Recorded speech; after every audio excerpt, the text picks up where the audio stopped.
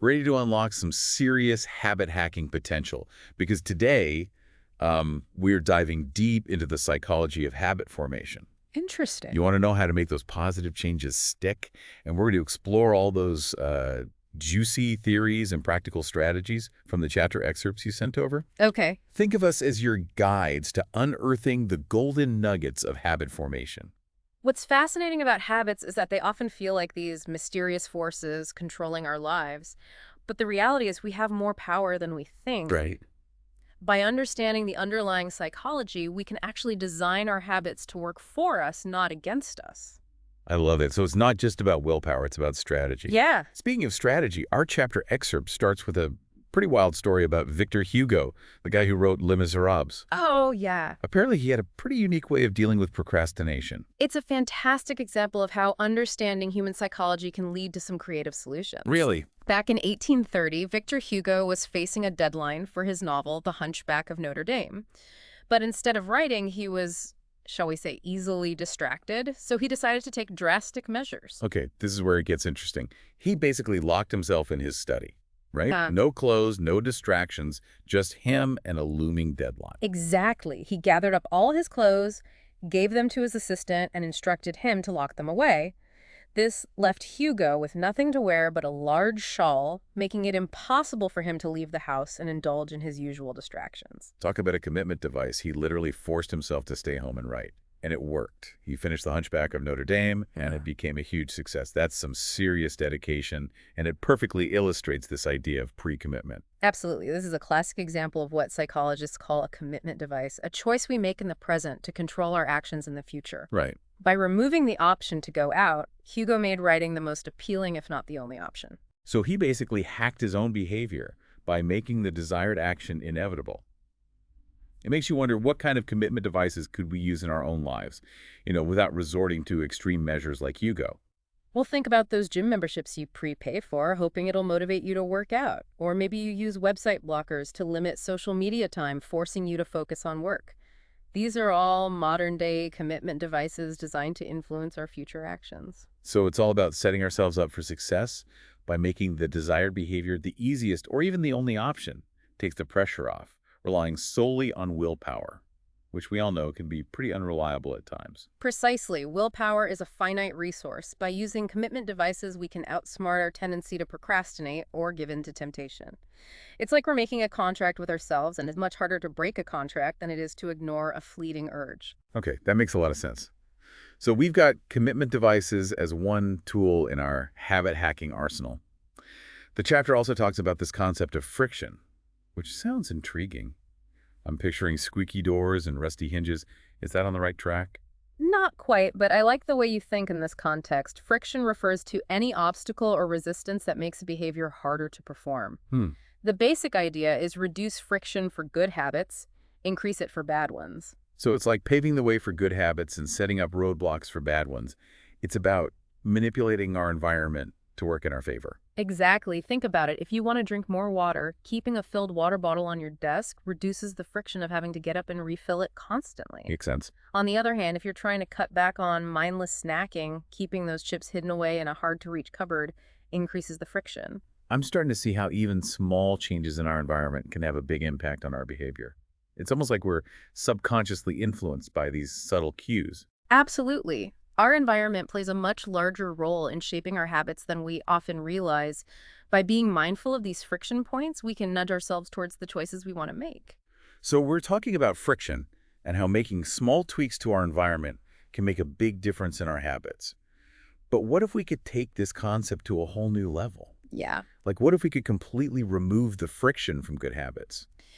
That's where the power of automation comes in. Technology can be a game changer when it comes to making positive changes stick. It's like having a personal assistant dedicated to keeping your good habits on track, even when you're not actively thinking about them. Okay, I'm intrigued. Give me some examples. How can we actually use technology to automate our good habits? Let's say you're terrible at remembering to pay bills on time. You can set up automatic payments so you never miss a deadline and avoid those late fees. Right. Or if you struggle with saving money, you can automate transfers to your savings account every month. It's like paying yourself first without even having to think about it. That's a great idea. I'm all about anything that makes my finances run smoother. But what about habits beyond money management? Think about health and fitness. You can use fitness trackers and apps to monitor your activity levels and remind you to move throughout the day, or you can subscribe to meal prep delivery services that take the guesswork out of healthy eating. It's all about making good choices the default option. This is making me realize how much potential there is to streamline our lives and build better habits through automation. It's like we can outsource those tedious tasks or decisions that often trip us up. But I do have a question. Could becoming too reliant on automation have any downsides? That's a great point. It's important to be mindful and intentional about how we use automation. We don't want to become completely passive and let technology dictate every aspect of our lives. It's about finding that balance between leveraging the power of technology while still maintaining a sense of agency and control over our choices. So it's like using automation as a tool to enhance our lives, not to take over completely. We're still the ones in the driver's seat, but with some helpful assistance from our trusty co-pilot technology. Exactly. And speaking of helpful assistance, the chapter also highlights the importance of context in shaping our habits. Our environment plays a huge role in influencing our behavior, and sometimes even the best intentions and strategies can fall short if we don't consider the context we're operating in. This reminds me of the story about Stephen Luby, a public health worker who was trying to promote hand washing in Karachi, Pakistan. It's a fascinating example of how context matters. Absolutely. Ludi and his team were facing a real challenge. They knew that hand washing was crucial for preventing the spread of disease, especially in densely populated areas with limited access to clean water. But simply telling people to wash their hands wasn't enough. They had to understand the specific context and find a solution that fit the cultural norms and resource limitations of the community. So what did they do? It sounds like they needed a truly innovative approach to tackle this problem. They realized that the main barrier wasn't a lack of awareness about the importance of hand washing, but rather the scarcity of water and soap. So they partnered with a local soap manufacturer to create a new product, a small, affordable bar of soap that was specifically designed to lather easily with minimal water. That's brilliant. They removed the friction by making hand washing practical and accessible within the existing constraints. Exactly, but they didn't stop there. They also worked closely with community leaders and influencers to promote the new soap and integrate hand washing practices into everyday routines and cultural norms. So they didn't just provide a practical solution, they also addressed the cultural and social aspects of behavior change. That's a really holistic approach. Did it work? The results were incredible rates of diarrhea. A common illness linked to poor hygiene dropped significantly. It's a powerful example of how understanding context and tailoring interventions to specific needs and circumstances can lead to real lasting change. It's a great reminder that one-size-fits-all solutions rarely work when it comes to habit formation. We need to consider the unique factors that influence our behaviors and find strategies that align with our individual context. Exactly. It's about being adaptable and finding what works best for each of us. And it's about recognizing that our habits aren't formed in a vacuum. They're shaped by our environment, our social circles, and our individual circumstances. So we've covered a lot of ground here: commitment devices, friction automation, the importance of context. It's all starting to paint a pretty clear picture of how habits actually work. But before we wrap up this episode, I'm curious, what's the one thing you'd say is the most important takeaway when it comes to understanding habit formation?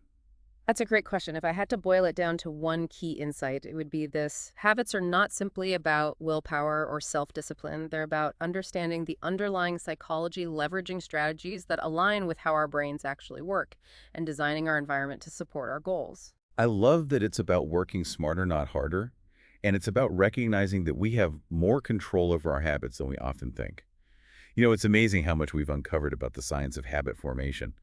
It's like we've been given a secret decoder ring for understanding our own behavior. Yeah. But I think what's really striking me is that building better habits isn't about becoming some superhuman version of ourselves.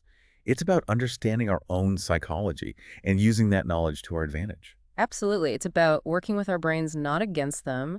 And it's about recognizing that even small changes can have a ripple effect over time. So true. It's not about making these huge sweeping changes all at once. It's about those incremental steps, those tiny tweaks to our environment and routines that can ultimately lead to big transformations. Exactly. And remember, it's a journey, not a destination. Mhm. There will be setbacks and slip-ups along the way, and that's perfectly normal. Yeah, The key is to be kind to ourselves, learn from those experiences, and keep moving forward. I think that's such an important point. We often get caught up in this idea of perfection, but when it comes to habits, consistency is far more important than perfection. It's about showing up for ourselves even when we don't feel like it, and trusting that those small efforts will compound over time. Oh, well said. It's about building that positive momentum one step at a time. And remember, you don't have to do it alone. There are so many resources and tools available to support your habit building journey. Oh, that's right. Yeah. From apps and trackers to online communities and even good old-fashioned accountability buddies, there are tons of ways to stay motivated and on track. And don't underestimate the power of celebrating your wins, no matter how small they may seem. Every step forward is a victory worth acknowledging. This deep dive has been incredibly insightful. I feel like I have a whole new perspective on habit formation, and I'm excited to put these strategies into practice. Me too. Yeah. It's been a pleasure exploring this fascinating topic with you. Remember, building better habits is an ongoing process of self-discovery and experimentation. So to all our listeners out there, we encourage you to take what you've learned today and start applying it to your own lives. What's one small change you can make today to nudge yourself toward a positive habit? Think about it, make a plan, and take action. You've got this. And remember, we're all in this together. We're all works in progress, constantly learning and evolving. So be patient with yourself. Celebrate your progress and never stop exploring the incredible potential of your own mind. And that brings us to the end of our deep dive into the world of habit formation. We hope you found this episode informative and empowering. Don't forget to check out the show notes for links to all the resources we mentioned, plus some bonus tips and tricks to help you on your habit building journey. Until next time, happy habit building.